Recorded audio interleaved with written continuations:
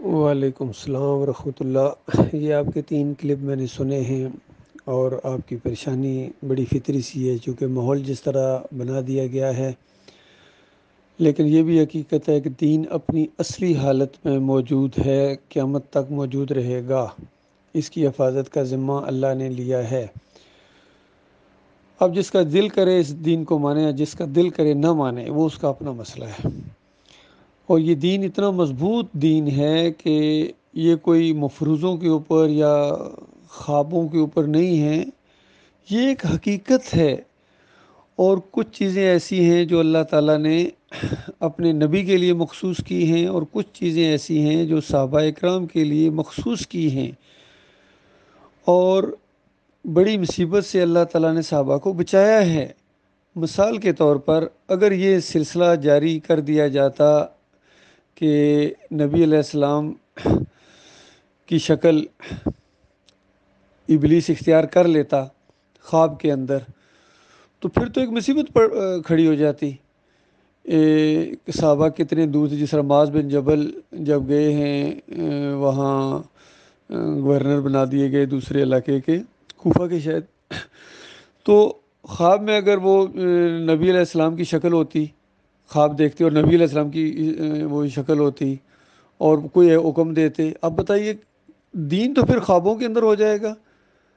تو کیسے پھر وہ جا کے سفر کرتے کہ یا رسول اللہ آپ میرے خواب میں آئے تھے، آپ نے یہ بات کہی ہے، کیا آپ ہی نے کہی ہے یا کسی شیطان نے تو نہیں وہ آپ کی شکل میں آ کے آ گیا؟ تو اس مصیبت سے اللہ نے صحابہ کو بچایا ہے، اور یہ بہت بڑی نعمت ہے، یعنی اللہ تعالیٰ کی طرف سے مسلمانوں کے لیے۔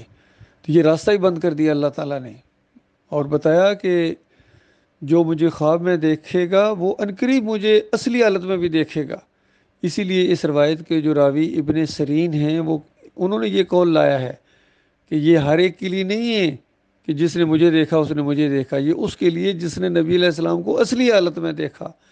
یہ بات والوں کے لیے نہیں ہے کہ وہ شمائل کی کتابوں سے نبی علیہ السلام کا حلیہ ذہن میں بنا لیں اور پھر کہیں جو آیا وہ اسی کی طرح تھا۔ جی دوسری بات یہ ہے کہ آپ کو یہ بھی ایک تھوڑا سا مسئلہ بن رہا ہے کہ ہمیں کیسے پتہ چلے گا کہ خواب میں آنے والے نبی علیہ السلام ہیں یا کوئی شیطان ہے؟ اور شیطان اگر اچھی بات کرے یعنی دعا دے تو پھر کیا بنے گا؟ شیطان تو اچھی بات نہیں کر سکتا، تو یہ بات بھی غلط ہے۔ یہ بخاری کی روایت کے اندر ہے کہ ایک واقعہ اس طرح پیش آیا کہ نبی علیہ السلام نے کوئی کھجوروں کا ایک وہ صدقہ وغیرہ آیا ہوا تھا، تو رات کو اس کے پہرے کے اوپر ابو ہریرہ رضی اللہ عنہ کو پہرے دار بنایا۔ ایک آدمی آیا، اس نے آ کے کہا کہ ابو ہریرہ یہ مجھے چاہیے، میں غریب آدمی ہوں اور مجھے کچھ کھجوریں دے دو۔ تو انہوں نے کہا بھائی میں تو نہیں دے سکتا ہوں، کیونکہ یہ تو ایک قسم کی امانت ہے اور مجھے پہرے کے اوپر رکھا گیا کہ کوئی اس میں سے اٹھا کے نہ لے جائے، تو میں تمہیں کیسے دے سکتا ہوں؟ اس نے کہا نہیں نہیں مجھے دے دو، میں بہت ہی غریب آدمی ہوں۔ تو ظاہری بات ہے مسلمان نرم دل ہوتے ہیں، تو ابو ہریرہ نے اس کو تھوڑی سی کچھ کھجوریں دے دیں اس درخواست کے اوپر۔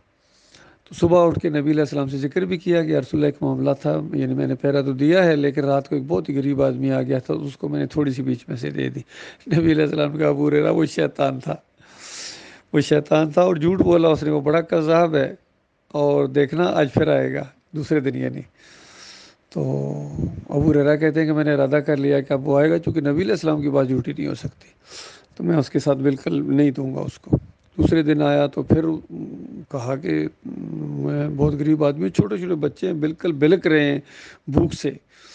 تو بہت ہی زیادہ اس نے معصوم اور اس طرح کی فریادیں کی کہ جب ابو ہریرہ نے کہا کہ تو کل بھی آیا، تو اس نے کہا کل کوئی اور آیا ہوگا، میں تو اور ہوں۔ تو پھر ان کو ذرا شک سا پڑ گیا تھا، غیب تو کوئی بھی نہیں جانتا ہے۔ تو انہوں نے پھر اس کے اوپر ترس کھا کے نا تو تھوڑی سی کھجوریں دے دی۔ پھر آگے صبح نبی علیہ السلام سے بتایا گیا رسول آج ایک اور آدمی ہے۔ نبی علیہ السلام کہا نہیں ابو ہریرہ وہی شیطان ہے اور آج پھر آئے گا۔ تو ابو ہریرہ کہتے ہیں کہ اب میں نے فیصلہ کر لیا کہ اب جو مرضی کرے، اب میں نے اگر آیا تو میں اس کو پکڑ لوں گا، چھوڑوں گا نہیں۔ تو اور پھر آیا، کیونکہ نبی علیہ السلام نے کہا آج پھر آئے گا۔ اس میں ایک تعلیم دینی تھی اللہ تعالیٰ نے مسلمانوں کو نبی علیہ السلام کے ذریعے۔ تو جیسا ہی وہ آیا نا تو اس نے اسی طریقے سے بہانے جب کیے، ابو ہریرہ کہا آج تو نہیں جا سکتا، آج کچھ بھی تمہیں نہیں دوں گا اور نہ تو جا سکتا، پکڑ لیا، جکڑ دیا اس کو اور کہا کہ صبح میں نبی علیہ السلام کے سامنے تمہیں پیش کروں گا۔ تو اس نے کہا ابو ہریرہ اگر میں تمہیں ایک ایسی بات بتا دوں تو ٹھیک ہے، ہوں تو میں شیطان، لیکن میں تمہیں ایسی بات بتا دوں یعنی آیت الکرسی کے بارے میں کہ تمہیں بہت فائدہ پہنچے۔ اب دیکھیے فائدے کی بات کر رہا تھا، تو ابو ہریرہ نے پھر اس سے وعدہ کر لیا، بتاؤ؟ تو اس نے کہا، ابلیس نے کہا کہ ابو ہریرہ جو رات کو آیت الکرسی پڑھ کے سوتا ہے نا، میرا اس پر بس نہیں چلتا ہے، زور نہیں چلتا ہے۔ یہ بات اس نے بتا دی۔ تو صبح اٹھ کے نبی علیہ السلام کو بتایا کہ یا رسول اللہ میں اس کو لازمی یعنی آپ کے سامنے پیش کرتا، لیکن کسی ایسی بات کہی کہ پھر مجھے چھوڑنا پڑا کہ اس نے آیت الکرسی کے بارے میں یہ بات بتائی ہے۔ تو نبی علیہ السلام نے کہا یہ بات اس نے بالکل صحیح بتائی ہے، ایسا ہی ہوتا ہے، لیکن ہے وہ کذاب۔ تو نتیجہ کیا نکلا کہ کذاب بھی، شیطان بھی اچھی بات کر سکتا ہے، وہ ایسا فراڈیا ہے، ایسا ٹھگ ہے کہ اب دیکھیے کوئی بھی دنیا میں بھی جتنی چیزیں ہوتی ہیں، تاکہ جتنے بڑی بڑی یہ لوگ ہوتے ہیں، یہ سیاسی لوگ ہیں یا دوسرے فریب کار لوگ ہوں، کہیں نہ کہیں سچ ضرور بولتے ہیں، تب ان کا جھوٹ چلتا ہے، ورنہ صرف جھوٹ چل ہی نہیں سکتا۔ ریت کا پلستر کبھی نہیں چلے گا جب تک اس میں سیمنٹ نہ ملایا جائے، تو اچھائی ملانی پڑے گی۔ اسی طرح کبھی کسی نے زہر خالص نہیں کھایا جب تک مٹھائی نہ ساتھ لاؤ اس کے اندر ملا کے دو۔ تو یہ بات تو بالکل ثابت ہو گئی کہ شیطان دوسرے روپ میں آئے گا اور کہے گا میں تمہارا نبی ہوں، اچھی باتیں بھی بتائے گا، جس طرح کیا نام ہے یہ غلام اللہ پنجپیری، یہ کہتا ہے خواب میں ابراہیم علیہ السلام آئے اور انہوں نے مجھے کہا کہ بیٹے تم توحید بیان کر رہے ہو، اس کو جاری رکھو، بہت اچھا کام ہے۔ اب غور کیجئے، جہاں ایک توحید، وہ خیر اس کی توحید بھی مشرکانہ تھی، لیکن خواب کا کیا مطلب ہے کہ ابراہیم علیہ السلام کو بھی معلوم ہو گیا کہ غلام اللہ صاحب توحید بیان کر رہے ہیں۔ اور اس میں اصل میں زیادہ تر لوگوں کا اپنی بڑھائی کا معاملہ ہوتا ہے کہ میں اب بالکل گویا سٹیمپ لگے ابراہیم علیہ السلام کی طرف سے کہ میں بالکل سرٹیفائیڈ عالم دین ہوں۔ تو اصل میں یہ ہوا ہے اس امت کے ساتھ۔ تو یہ جو طاہر القادری نے کہا نبی علیہ السلام خواب میں آئے ہیں، پھر دیکھو ہر ایک کہے گا کہ یہ تو کھچڑی بن گئی، تو دین کھچڑی نہیں ہے، دین بالکل واضح چیز ہے۔ کسی کے خواب میں نبی علیہ السلام نہیں آتے ہیں، یہ خواب دیکھنے والا اپنے خیال سے دیکھتا ہے، اور وہ جو آتا ہے اور آ کے کہتا ہے کہ میں تمہارا نبی ہوں، خالص شیطان آتا ہے، خالص شیطان آتا ہے۔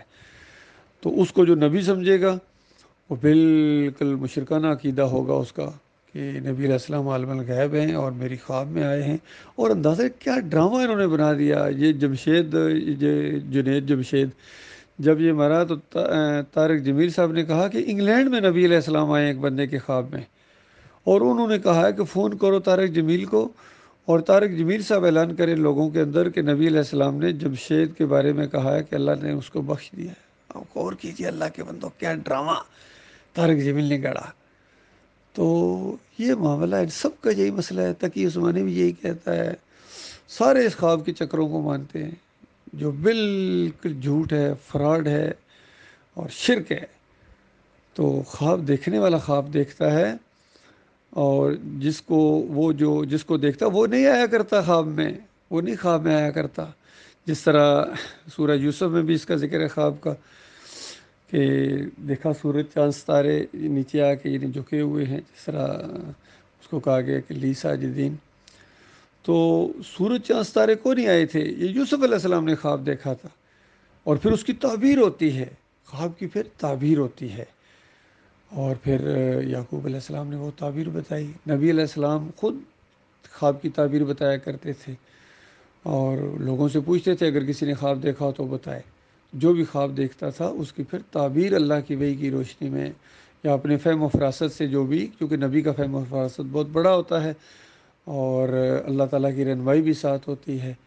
اور پھر کئی موقعوں پر نبی علیہ السلام نے اپنا خواب بیان کیا، اور صحابہ نے پوچھا یا رسول اللہ اس سے کیا مراد ہے، تو اس کو پھر بتایا نبی علیہ السلام نے، تشریح کی۔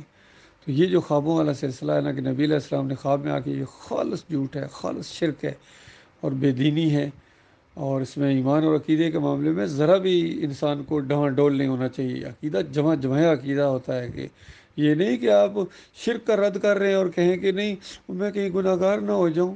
یہ تو ایسی بات ہے کہ میں 11ویں کے خلاف اگر میں نے بولا تو میں کہیں گناہ گار نہ ہو جاؤں، یا 12 ربیع الاول کو اگر میں نے کہہ دیا کہ یہ سب کچھ جو تم کھیر پکا رہے ہو، حلوے پکا رہے ہو، مٹھائیاں بانٹ رہی ہو، تو شرک ہے، کفر ہے، گناہ گاری ہے، تو ایسا کہنے سے میں کہیں گناہ گار نہ ہو جاؤں؟